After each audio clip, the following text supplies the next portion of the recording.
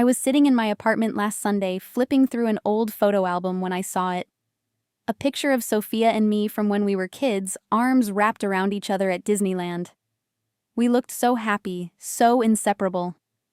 She was my baby sister, my responsibility, my best friend.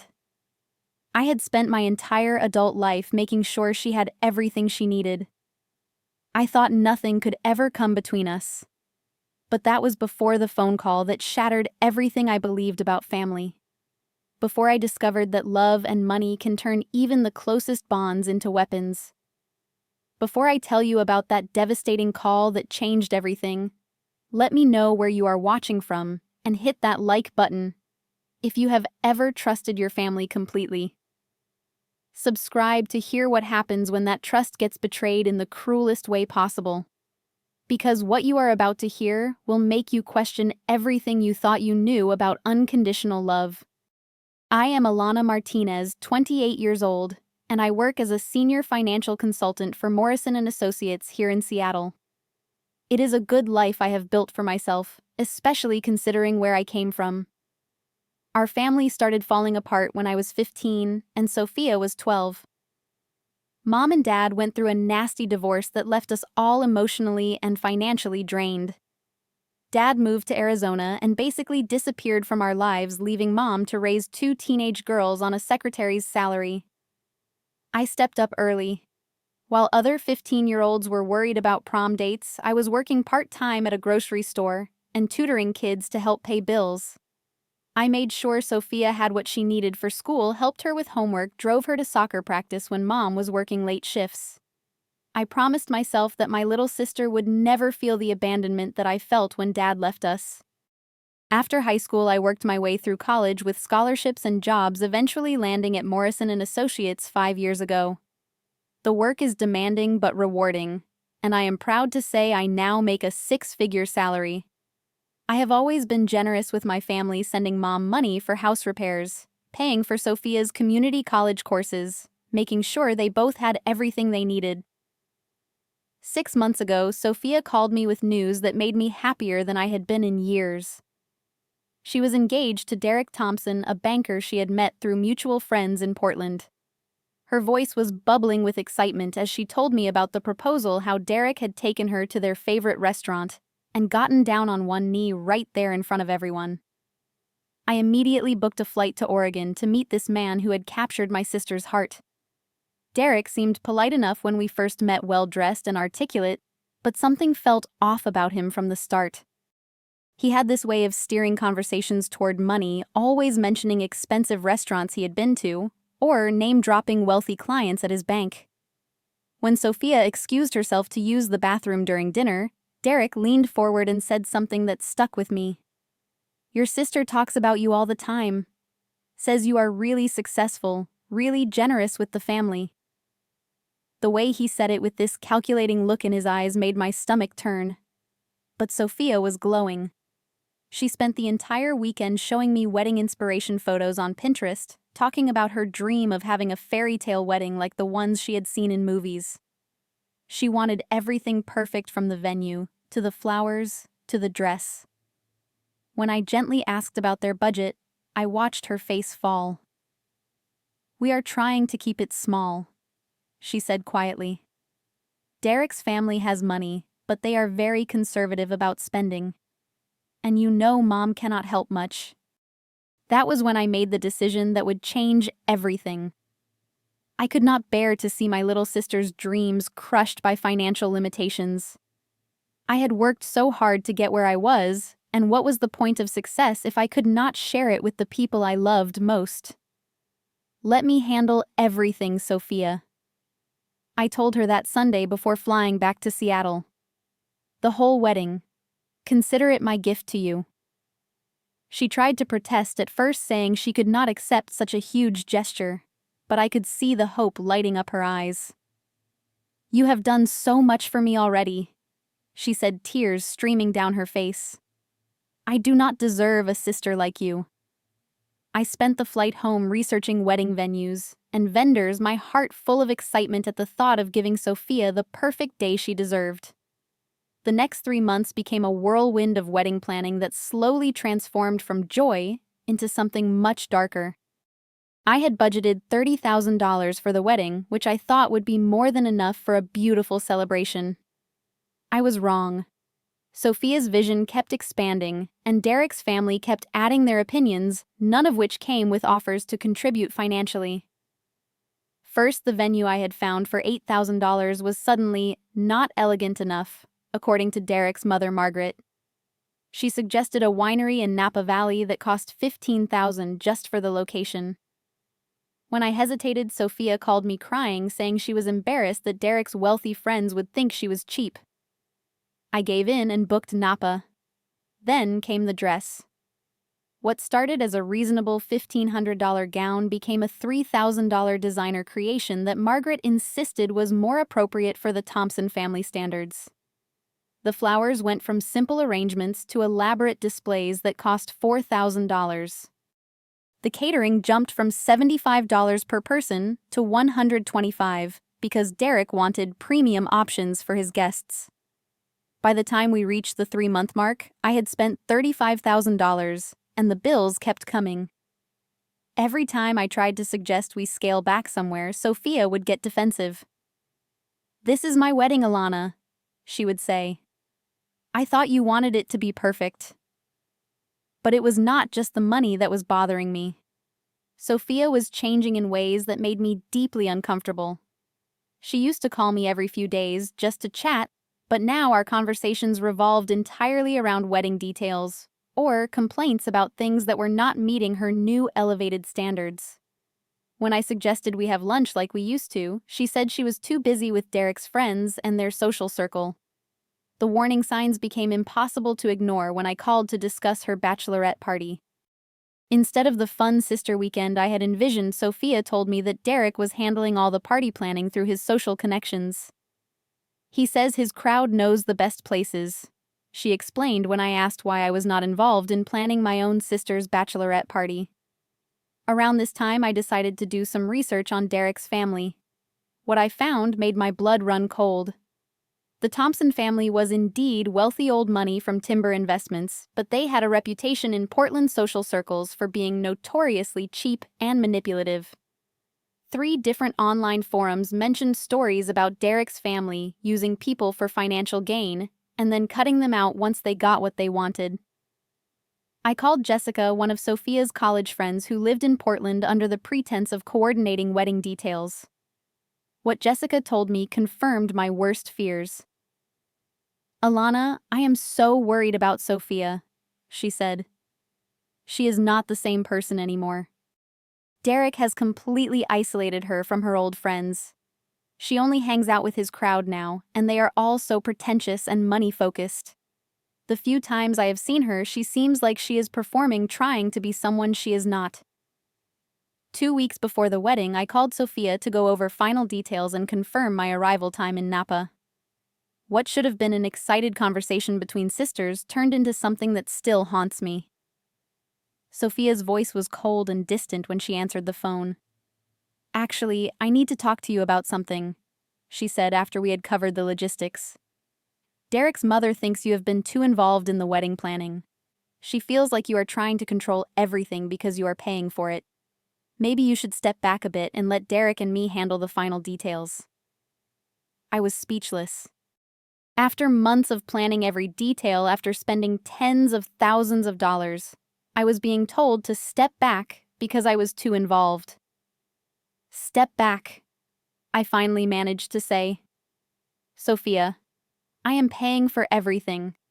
How can I be too involved in something I am funding?" "That was your choice," she replied, and her tone was so dismissive it felt like a slap across the face. "Nobody forced you to pay for the wedding. But this is our day, not yours. Derek's family thinks you are using your money to try to control us." The conversation ended with me in tears, and Sophia hanging up on me when I tried to explain how hurt I was. I spent the next week in a daze, unable to concentrate at work, wondering how my act of love had been twisted into something manipulative and controlling. 1 week before the wedding, I was sitting in my office reviewing quarterly reports when my phone buzzed with a text message. It was a group message that included my mother, Patricia, Derek's mother, Margaret, and Sophia. The words on the screen made no sense at first, like my brain could not process what I was reading. After careful consideration, we think it is best if you do not attend the wedding. You are not invited. Sophia does not want you there because you might ruin her perfect day with your controlling behavior. Please respect our decision. I read the message again. And then again. My hands started trembling so badly I could barely hold the phone. 28 years of being the responsible sister, the provider, the protector, and I was being uninvited to my own sister's wedding that I had paid for entirely. My coworker Marcus noticed something was wrong and asked if I needed anything. I mumbled something about a family emergency and locked myself in the bathroom where I sobbed for 20 minutes. The woman staring back at me in the mirror looked broken, defeated, like someone who had just discovered that everything she believed about love and family was a lie. That evening, I called my cousin Emma, the only family member I trusted, to tell me the truth about what was really happening. What she told me made everything click into place in the most horrifying way. "Derek has been spreading stories about you for weeks," Emma said quietly. "He has been telling people that you are jealous of Sophia's happiness and that you only offered to pay for the wedding so you could control every detail and steal the spotlight. He convinced Sophia that you are trying to make the wedding about yourself instead of about her. The manipulation was even more extensive than I had imagined. Derek had systematically turned my mother against me by convincing her that I was interfering with Sophia's happiness.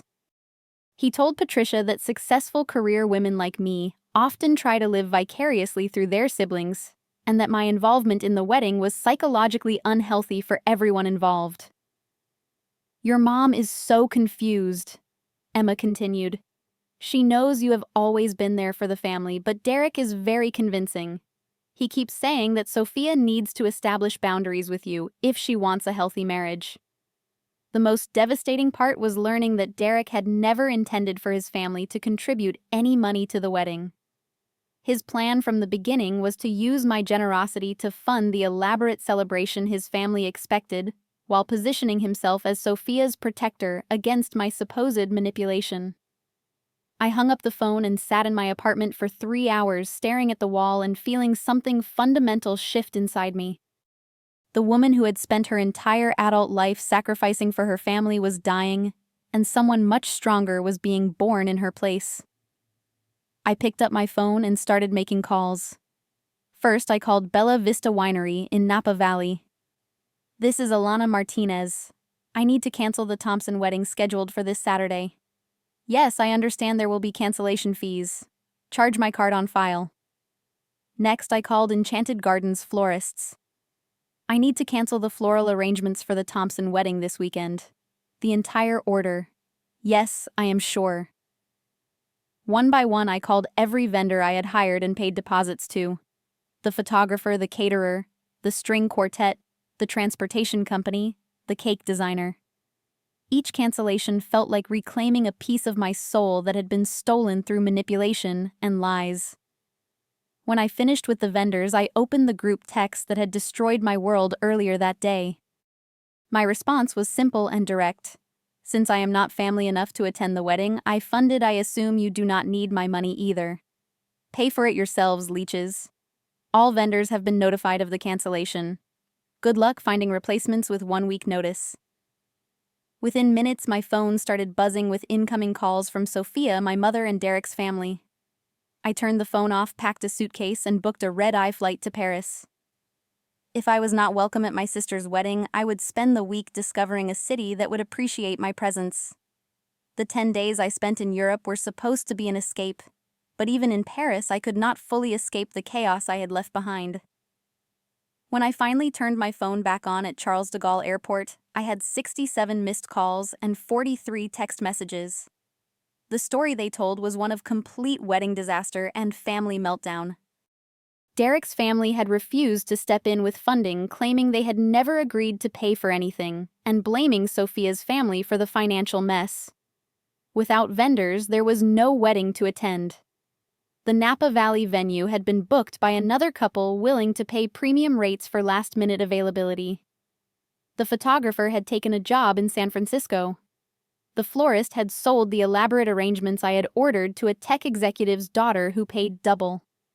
Sophia had called me 17 times in the first 24 hours after my cancellation, her voicemails progressing from angry to desperate to completely broken. In the final message recorded at 3 a.m, she was sobbing so hard I could barely understand her words. "Alana, please call me back. The wedding is ruined. Derek is furious and his family is blaming everything on us. Mom is having anxiety attacks and keeps saying this is all her fault for letting Derek manipulate her. Please, I know I messed up. I know I hurt you. Just please help me fix this. I cannot lose you and my wedding in the same week." My mother had left several messages as well, each one more frantic than the last. She had finally seen through Derek's manipulation when he started blaming her for not controlling her daughters better. In one message, she said, "Honey, I am so sorry. I let that boy get in my head and turn me against my own daughter. You have been nothing but generous and loving, and I failed to protect you the way you have always protected us." The most telling messages came from Derek himself. His first few calls were angry, demanding I fix the situation I had created. But when it became clear that I was not responding and vendors were not changing their minds, his tone shifted to barely concealed panic. His final voicemail revealed the truth about his character in the starkest possible terms. "Alana, this is Derek. Look, maybe we all overreacted. Sophia is devastated, and my family is not happy about this situation. I think we can work something out if you are willing to be reasonable. Call me back so we can discuss a solution that works for everyone." But by then, it was too late for Derek's relationship with Sophia. According to Emma, Derek had shown his true colors during the crisis, blaming Sophia for having a controlling sister, and suggesting that maybe they should postpone the wedding indefinitely until her family learned to respect boundaries. When Sophia defended me and demanded he take some responsibility for the manipulation that had caused the situation, Derek broke up with her via text message while she was helping our mother clean the house they had been preparing for wedding guests. Sitting in a cafe in Barcelona during my second week abroad, I met Carmen, a 60-year-old Spanish woman who had fled an abusive marriage 30 years earlier. We started talking when she noticed I was reading a self-help book about family boundaries. Her wisdom changed my perspective on everything that had happened. "Mija," she said in her accented English, "sometimes the most loving thing you can do for people is let them face the consequences of treating you badly. You think you were punishing them, but really, you were teaching them your value." Carmen was right. For years, I had enabled my family's tendency to take my generosity for granted by never setting clear boundaries about how I expected to be treated in return. My unconditional financial support had created an environment where people felt entitled to my money without feeling obligated to respect me as a person. When I returned to Seattle, I found a very different family waiting for me. Sophia had spent the past 2 weeks in therapy, working through how she had allowed Derek to manipulate her into betraying the person who loved her most. She met me at the airport with tears streaming down her face and a letter she had written during my absence. "I do not expect you to forgive me," she said as we sat in the airport coffee shop. "I do not even know how to forgive myself.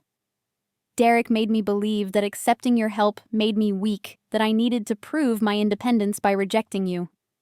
But independence should never mean hurting the people who love you." The letter she had written was 8 pages of honest self-reflection about how she had gotten so caught up in trying to impress Derek's wealthy family that she had lost sight of her own values.